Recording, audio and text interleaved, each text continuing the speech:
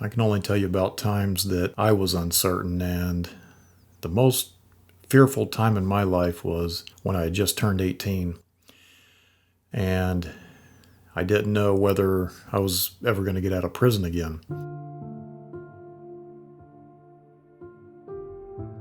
And I'll give you a little backstory.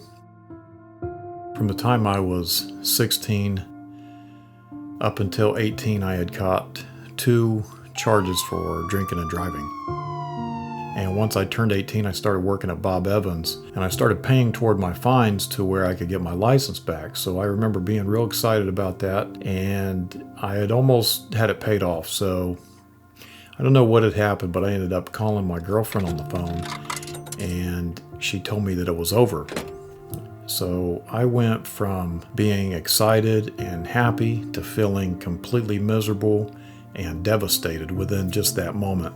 But luckily I had a fake ID. Well, it wasn't really a fake ID. I had someone else's ID that slightly resembled me, but it worked.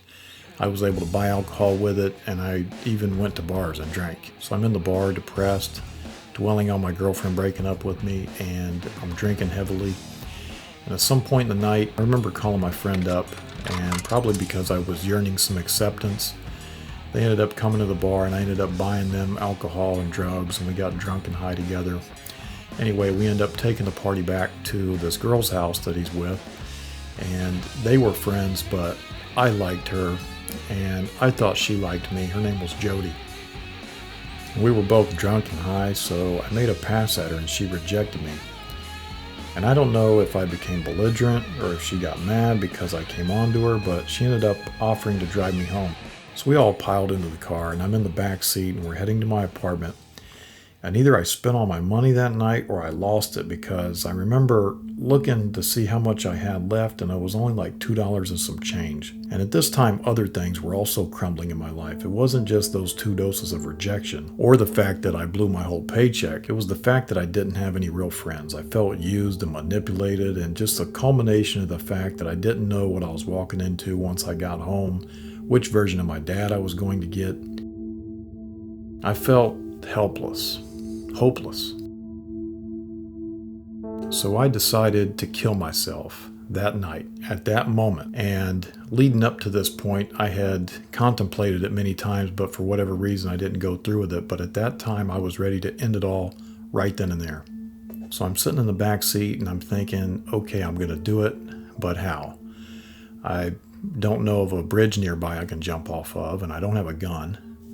I could jump out of the car right now, and of course I'll get messed up, but I don't know if it's going to kill me. I'll probably end up in the hospital. So at about that time, we pull into my apartment complex, and I see some cop lights flashing. There's about 4 or 5 cops standing outside. And I immediately think back to this movie I watched when I was a kid. It was called Wisdom. And in it, the guy uses the cop to kill himself. So what he does is he pulls his gun out on them, and it's empty, but he forces them to kill him. So that's what I decide to do. I see the cop standing there. I say, let me out right here. I get out of the car. I walk right up to the cop, and I just try to grab his gun. I'm thinking that if I get a hold of the gun, I'm going to shoot myself with it, or they'll shoot me. Either way, it's going to end the night. But he stops me. He stops me, and then the other cops join in. And the last thing I remember was my head getting pounded into the concrete. So just like in this movie, I wake up after it happens. But unlike the movie, it wasn't a dream. It felt like a dream, but I actually woke up in the county jail. So I look in the mirror, one side of my face is twice the size of the other, and it's covered in road rash. And I'm maybe 120 pounds soaking wet, and I'm in this place with these serious, hardcore criminals. Terrified. So the next day or so, I get served with an indictment. And the guy walking around passing them out is what the other inmates refer to as the Grim Reaper. So I get mine, and it states attempted murder, aggravated robbery, gun specification, and somewhere on there says 25 to life. And the next few weeks are followed by bond hearings, brief discussions with my public defender about what I was going to do. And I'm trying to adapt to this jail culture where if you're not in the front of the line when they pass out the meals, you're not going to eat one.